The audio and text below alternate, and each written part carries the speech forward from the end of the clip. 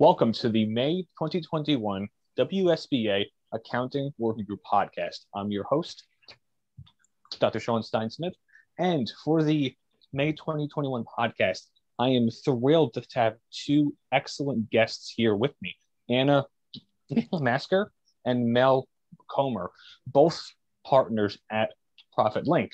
And so now I will hand it over to Anna to begin introductions. Anna? Thanks, Sean. This is great thank you so much for having us on the podcast. This is very exciting.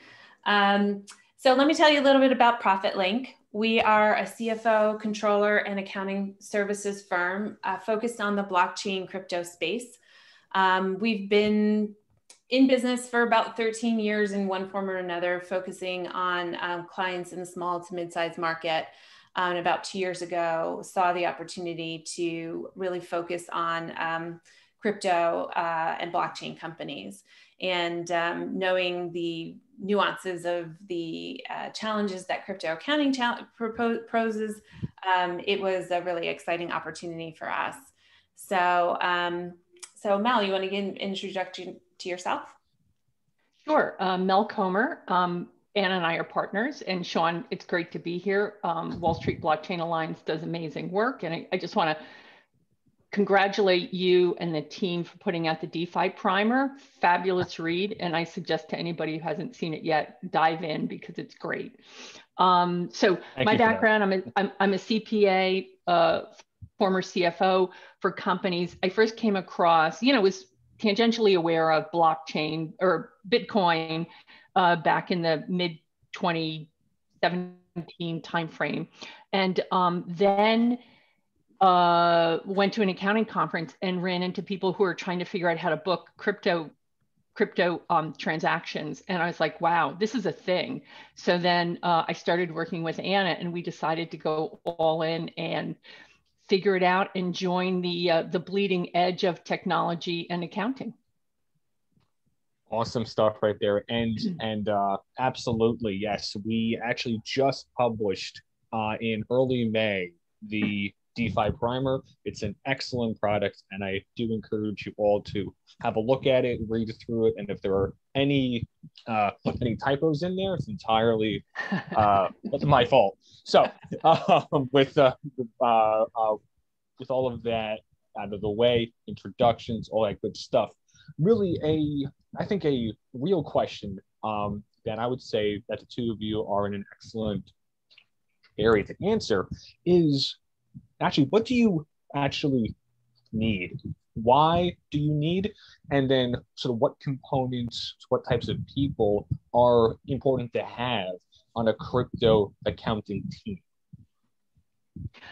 Great question, Sean. So first, to take a step back is that, we have to understand that there are tremendous complexities in crypto accounting. Okay. So it's more than just what your dad's accountant can handle, we think, from our perspective, because you not only have to balance the idea that there is a tax implication for every transaction you make using crypto. That's one set of complexities.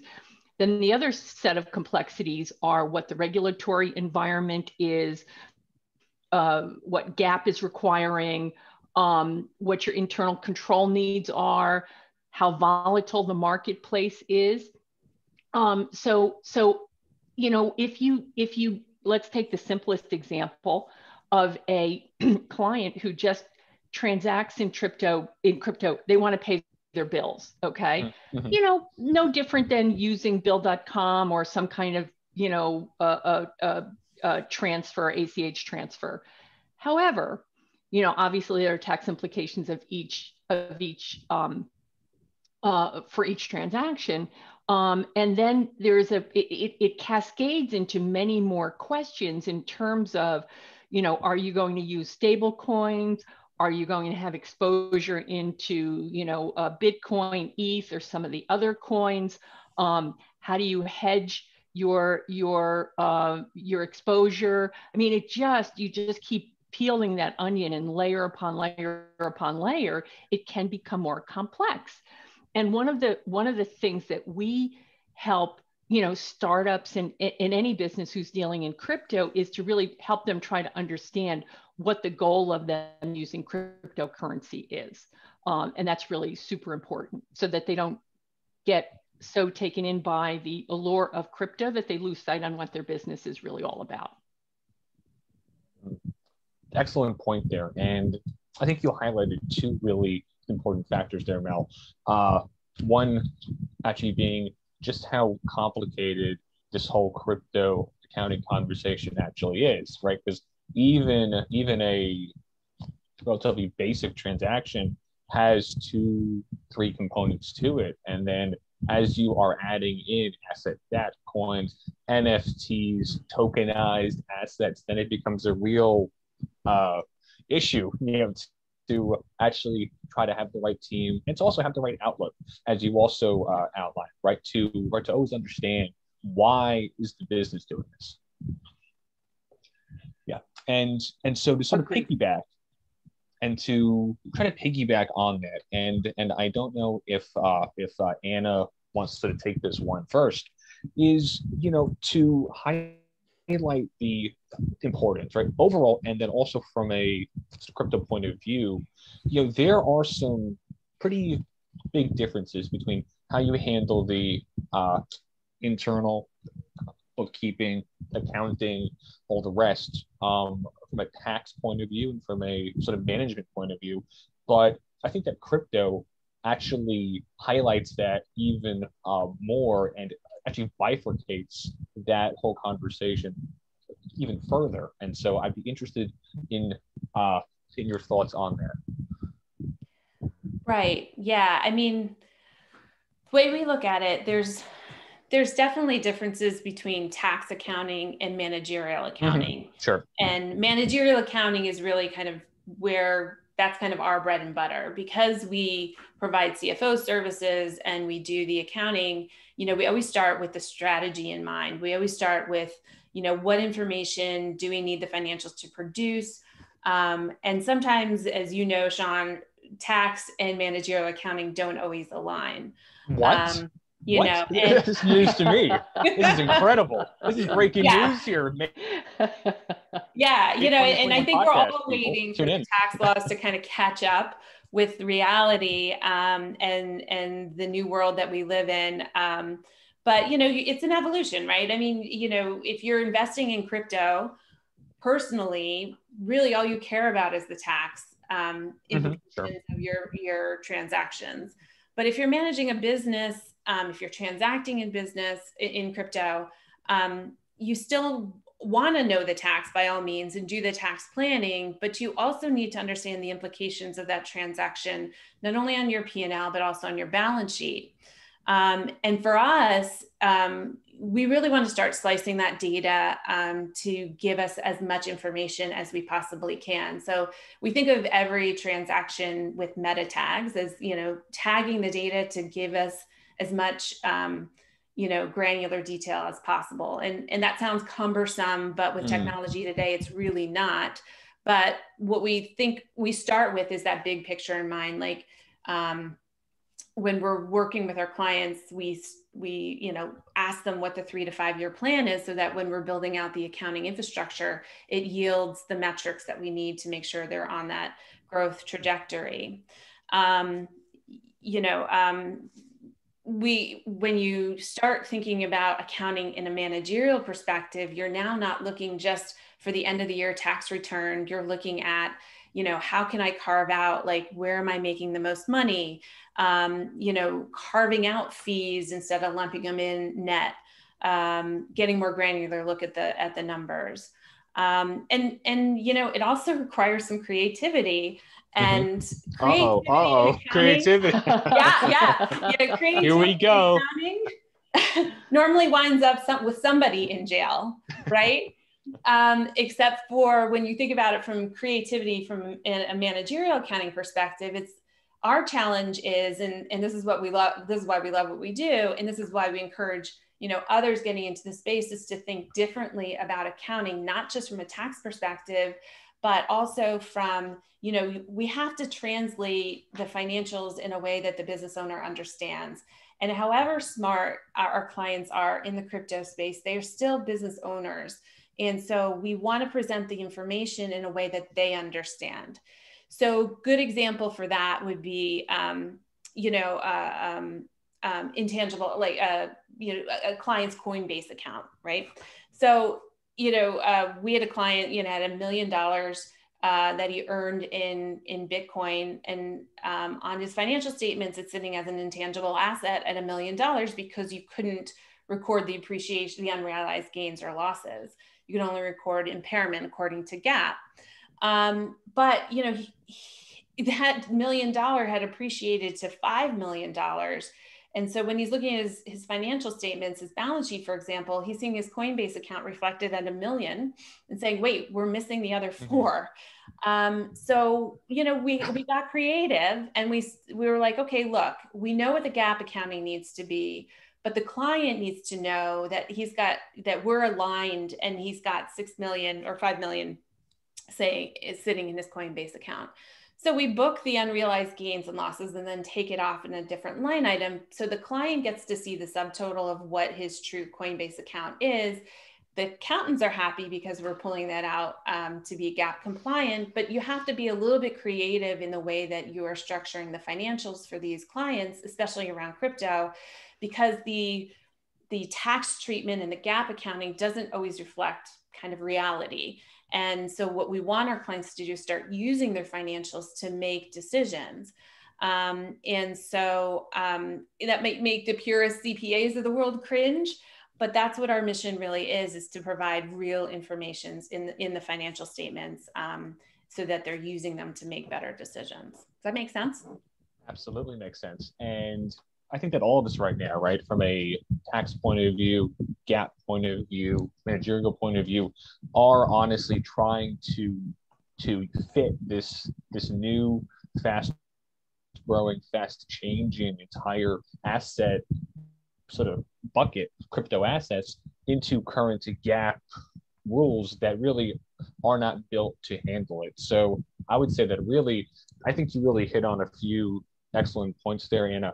One is that honestly, the ultimate value of any CPA, be it internal, external, outsourced, all the rest, is that are we actually helping our managers, clients make better business choices? And if we aren't doing that, then having everything be perfectly in compliance with GAAP or tax rules, while also I think a high priority item, obviously, that's only half of the argument, right? And the other half has to be like, okay, fine. But in terms of our current client, how do these GAAP numbers impact them? Are they incorrect? Are they accurate? And all the rest. So I would say that actually right now in this area, being a bit creative is actually a obligation on us to help make sure that everyone's on the exact same page. Exactly. So I do want to sort of pick up on a comment that I believe Mel had made, and really the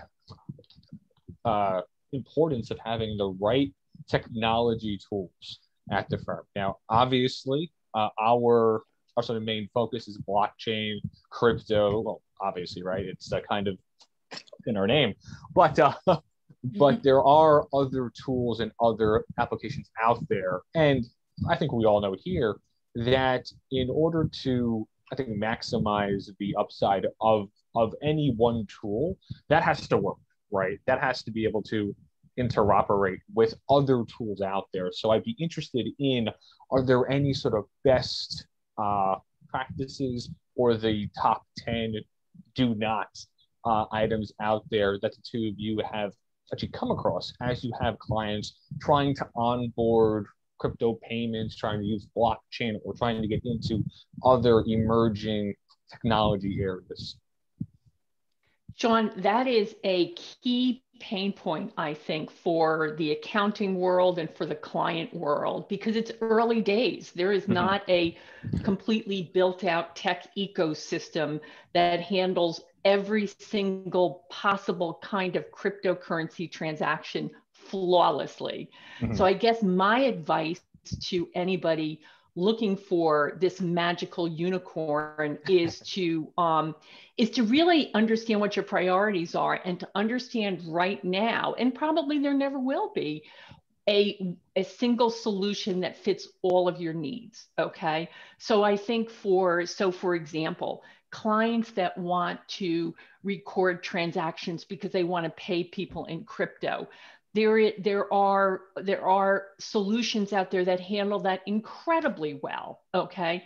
For clients who are into DeFi, yield farming, mining, staking, and so on, there are solutions out there that handle that pretty well too. So it's really a question of what are your core issues, okay? And knowing you're not going to get everything in a one-stop shop. So to me, my advice would be, don't expect one solution to solve all your problems, and don't expect the solution to be plug and play. We're all spoiled by, think about the accounting world, right, Sean? You've got QuickBooks, which is such a strong player in the ecosystem of accounting. Okay, and it really, democratized accounting, I think, when it went online. Okay. And think about that. There are Facebook groups and Twitter groups and Instagram groups and God only knows what other kinds of groups that are all QuickBooks focused. Okay. So you are never further away from an answer to your particular accounting issue than Googling it and finding 27 threads on how to solve that problem in QuickBooks or Xero or NetSuite or, on and on and on. It doesn't exist yet in the crypto ledger world. So it's early days, and really the one of the things that we try to educate our clients on is this frustration of, people who are deeply involved in the crypto area are very much into technology, and, technology in their mind solves everything. Well, only when the technology is far enough advanced to do that does it solve everything. So there's a level of frustration that our clients feel that, what do you mean? All of the 27 exchanges I have crypto assets on don't automatically feed into the crypto ledger? And it's like, no, they don't.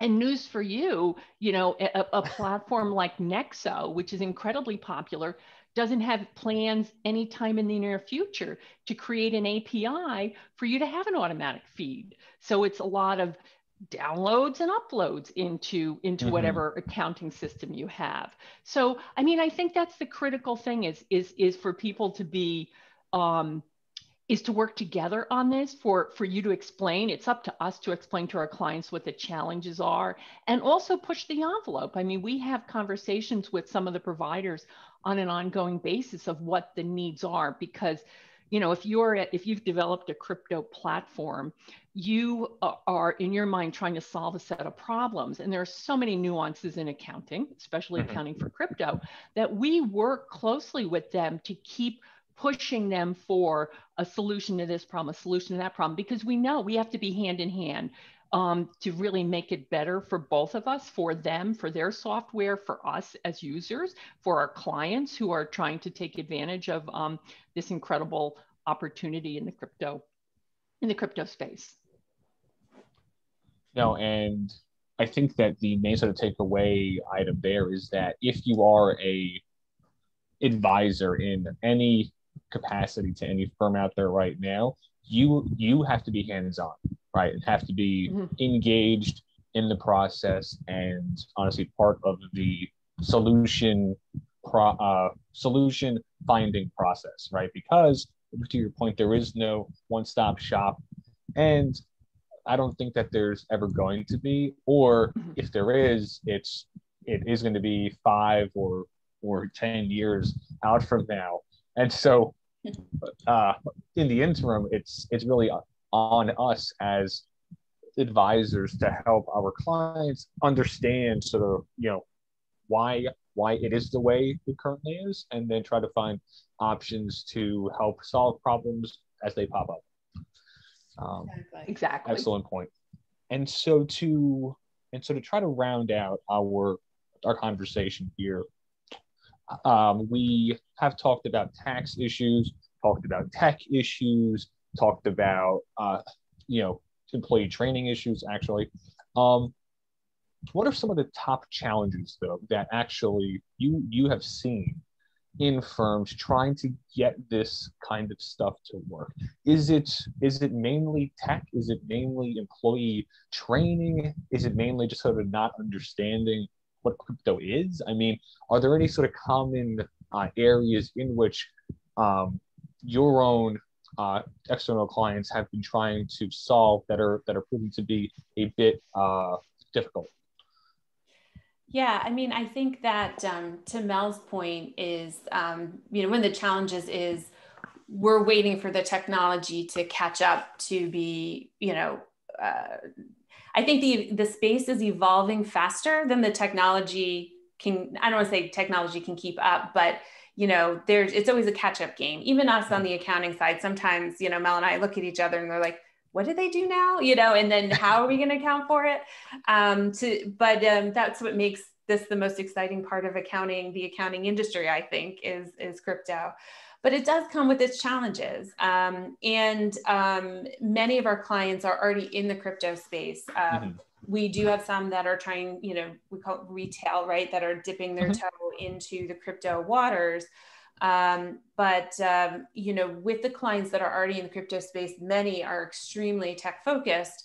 And that's phenomenal. But at the same time, some of their philosophy is tech fixes all. And so we're big, one of the challenges is explaining why your accounting needs that human touch. Right. It's we let the accounting do the technology do the heavy lifting on the accounting side, but just like an air traffic controller, you still need that human just to make sure the computers are doing the right thing. And so we want to make sure we're capturing the information correctly. We want to make sure it's flowing correctly, that there's cross reconciliations. Sometimes we're finding bugs in the systems that we're working with too. They're catching up as well. So collaboratively, we're upping the game, but still you need that human touch. You can't just plug and play. We've seen that with clients and the automations that are happening in the accounting tools. And then we know what it's like when things when something gets mapped incorrectly, and to try to unwind, that's always the challenge on the accounting side. But, the other challenge that we see with, a lot of our clients are startups, a lot of our clients are in the crypto world.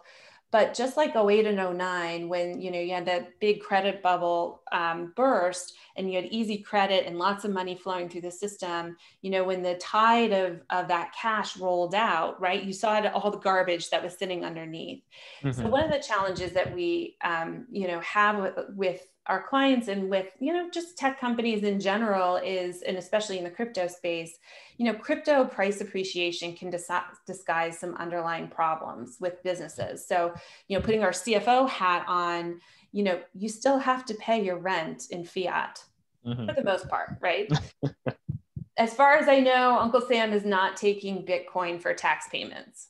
Right. So that you still have to know the fundamentals of your business, your cash burn rates, your cash reserves. You have to put the financial modeling in place, the projections, understanding profitability, knowing your time horizons and your next fundraising tranche. It's all important. And so one of the challenges I think in crypto and crypto accounting and in crypto accounting management is really not relying on that price appreciation that the price appreciation may disguise some of the underlying challenges you're having in the business. So, it just adds a little more challenge for us in getting clients to focus on kind of the fundamentals of business as well.